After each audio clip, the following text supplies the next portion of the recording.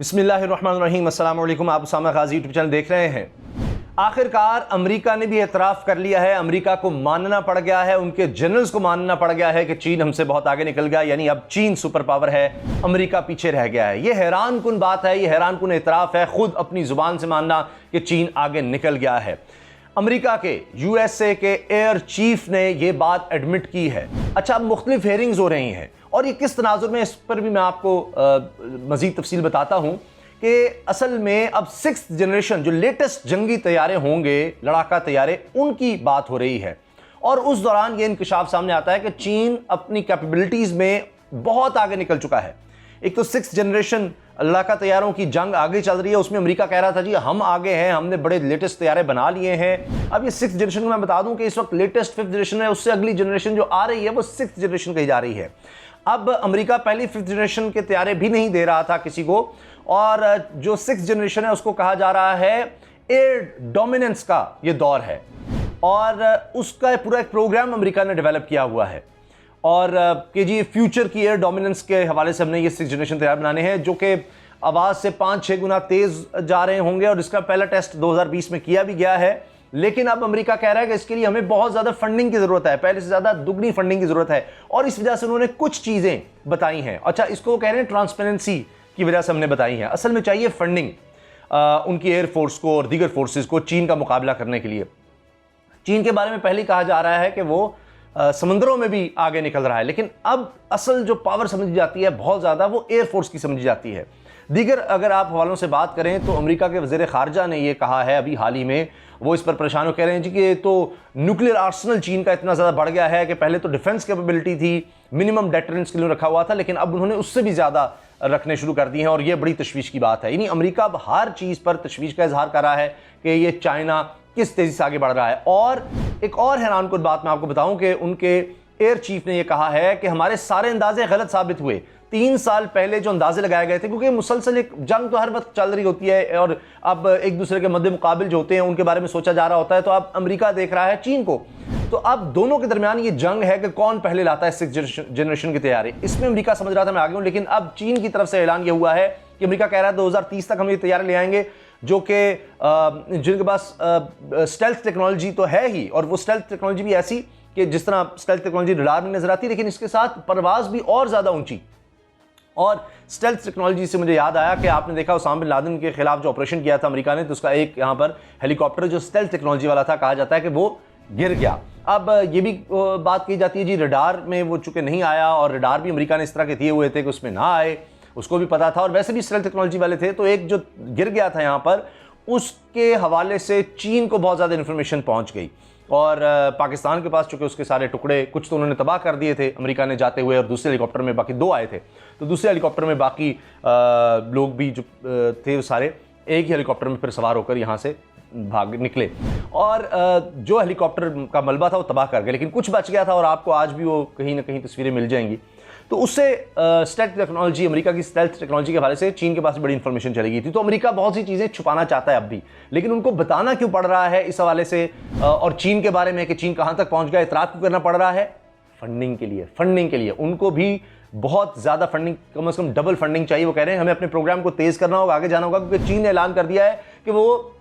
2035 में वो भी लेकर आ रहा है 6th जनरेशन के तैयारे, और यकीनन वो कह रहे हैं कि वो अमेरिका से आगे होंगे। उनमें ऐसी कैपेबिलिटी भी है जो आर्टिफिशियल इंटेलिजेंस की भी है, और साथ जो ड्रोन्स होंगे उनके साथ काम करने की भी है, और इसके अलावा उनमें जदीद यानी एरोडायनेमिक्स के हवाले से भी वो अमेरिका से भी ज़्यादा आगे की बात कर रहे हैं। तो अमेरिका 2030 का कह रहा है, चीन के बारे में 2035 का कहा जा रहा है, लेकिन वो अमेरिका से ज़्यादा खतरनाक हथियार, जिनको जिस तरह J-10 J-20 आए, अभी J-20 का मुकाबला किया जाता है अमेरिका के लेटेस्ट तैयारों से, लेकिन अब कहा जा रहा है कि J-25 J-28 तैयारों की बात हो रही है चीन की तरफ से, और अमेरिका अब इसके मुकाबले पर भी अपनी तैयारी कर रहा है, दोनों दौड़ रहे हैं। मगर ये एतराफ़ अमेरिका का हैरान कुन है कि वो ये कह रहा है कि चीन, हमने जो 3 साल पहले सारे अंदाजे लगाए थे, जो थिंक टैंक्स और सारा बैठ करके जी चीन किस तक पहुंचेगा, हमें कहाँ तक जाना है, क्या करना है, चीन उससे कहीं तेज़ी से आगे निकल गया है और हम पीछे रह गए हैं। ये अमेरिका का एयर चीफ कह रहा है,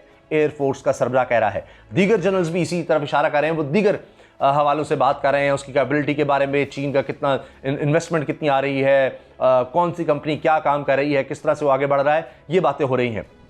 लेकिन ओवरऑल ये इतराफ़ करना ये पहली दफ़ा इस तरह से बाकायदा नज़र आ रहा है कि खुद आर्मी का टॉप जनरल ये बात कर रहा हो। अब उसके अल्फाज क्या हैं जो उसने कहे हैं। अब देखिए मुख्तलिफ ये खबरें, मैं आपको सिर्फ चंद खबरें जो हाल ही में छपी हैं, हर तरफ अब यही बातें हो रही हैं, जराइद में लिखा जा रहा है,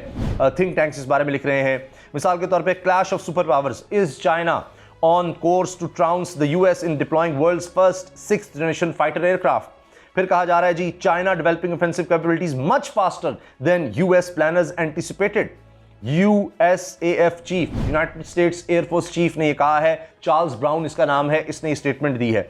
अच्छा, इसके साथ आप देखिए BBC क्या कहता है जी, अमेरिका या चीन 6th जनरेशन जंगी तैयारों की दौड़ कौन जीत रहा है, इस पर पूरी तफसील से रिपोर्ट BBC ने भी छापी है। लेकिन एक और मैं आपको चीज़ बताऊं कि अमेरिका के साथ हुआ क्या है। अमेरिका अफगानिस्तान, इराक, शाम, लिबिया, यमन, इन ममालिक में, सोमालिया, इनमें तबाही फैला गया और इतनी सुपर पावर, ये इतने एयरक्राफ्ट जो गिनाए जा सकते हैं, उस पर ड्रोन्स की लेटेस्ट टेक्नोलॉजी, लेज़र की लेटेस्ट टेक्नोलॉजी, इसके अलावा सैटेलाइट की लेटेस्ट टेक्नोलॉजी, हर तरह से उसने वहाँ पर फौजी भेजे, अफगान फौजों को ट्रेन किया। लेकिन क्या हुआ? शिकस्त। 20 साल लड़ने के बाद तवील तरीन जो अमेरिका की जंग, उसमें शिकस्त। यानी सबसे ज़्यादा कैपेबल, जिसको आर्मी कहते हैं, टेक्नोलॉजिकल एडवांस, सबसे महंगी और सबसे गरीब मुल्क, और जिनके पास उस तरह कुछ भी नहीं, मतलब खाली गन्स हैं, अफगान तालिबान जो कहा जा रहा है, उसमें भी अगर वो हार रहा है तो ये उसके लिए बड़ा लम्हे फिक्रिया है। अब इस पे भी लिखा जा रहा है कि जितने भी एम्पायर्स आई हैं दुनिया में, उनका इख्तिताम इसी तरह से हुआ है, क्योंकि वो ओवर कॉन्फिडेंट हो जाती हैं और समझती हैं कि जनाब हम बहुत आगे निकल गए और अब हमें कोई नहीं पकड़ सकता, और उसमें वो इतना ज़्यादा आगे बढ़ जाते हैं कि जितनी उनमें सलाहियत नहीं होती, और इस वजह से फिर वो तबाह बर्बाद हो जाती हैं। अब ये द कलेक्टिव सुसाइड मशीन, ये एक बाकायदा ये भी चीज़ आई है सामने, पूरा इस पर भी एक रिपोर्ट सामने आई है अमेरिका के हवाले से कि अमेरिका किस तरह तबाही की तरफ जा रहा है और एक सुपर पावर अपने आप को किस तरह ख़त्म कर रही है और चीन किस तरह से आगे आ रहा है। उसमें यही वो बयान करते हैं कि जिस तरह बाकी एम्पायर्स का हाल हुआ कि वो जंगों में इतनी आगे चले गए कि वो समझ नहीं सके कि हमें हमारी सलाहियत कितनी है, और फिर उस तकब्बुर या गुरूर कह लें या ये कह लें कि जितनी उनकी सलाहियत थी उससे बढ़कर आगे तक चले गए, और उस वजह से फिर कहीं ना कहीं उनकी नाकामी होती है। रोमन एम्पायर, ग्रीक एम्पायर की मिसाल दी गई है, ब्रिटिश एम्पायर की मिसाल दी गई है, और इस तरह से दीगर। जर्मनी पे जब रूज आया वो भी इतनी आगे तक जंगी हिकमत अमल में चले गए कि देखा ही नहीं, और फिर उनको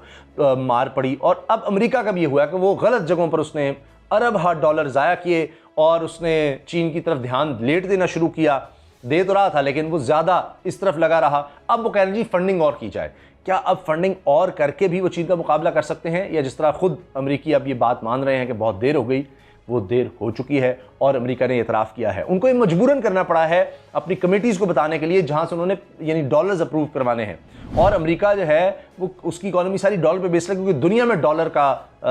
कारोबार होता है, डॉलर से कारोबार होता है। जिस दिन ये काम कम होना शुरू हो गया, डॉलर पर इन्हिसार कम होना शुरू हो गया इंटरनेशनल मार्केट का, और ये डॉलर नीचे आएगा, तबाह होगा, तो उसके बाद अमेरिका की तबाही नज़र आ रही है। ये थिंक टैंक्स कह रहे हैं कि आने वाले वक्त में अमेरिका जिस तरह से जा रहा है, अगर उसने अपनी रविश न बदली, ये एक के बाद एक अटैक, और कोई कभी किसी मुल्क जिसको कमज़ोर समझा उस पर चढ़ दौड़े और वहाँ तबाही फैलाई, तो अमेरिका की तबाही यकीनी नज़र आ रही है। और चीन के हवाले से ये इतराफ़ मैंने आपको बता दिया कि ख़ुद उनके आर्मी चीफ का हो, वज़ीर ख़ारजा ने जिस तरह के स्टेटमेंट दिया कि जी वो तो न्यूक्लियर में भी हमसे आगे निकल गए हैं, हर कुछ अर्से बाद वो ये स्टेटमेंट दे रहे होते हैं मजबूरन, क्योंकि वो ये कह रहे हैं, अपने लोगों को आगाह कर रहे हैं कि फिर हम भी ना ये कहिएगा कि जी ये क्या हो गया, चीन ने 6th जनरेशन तैयारा कैसे बना लिया, हमें नहीं बताया गया था, ये अमेरिका के तैयारे से कैसे बेहतर हो गया, चीज़ें बताई क्यों नहीं गई थी। तो अभी से बता रहे हैं और ये कह रहे हैं कि जी अगर मुकाबला करना है अब चीन का, तो हमें बहुत ज़्यादा पहले से कम दुगनी फंडिंग चाहिए।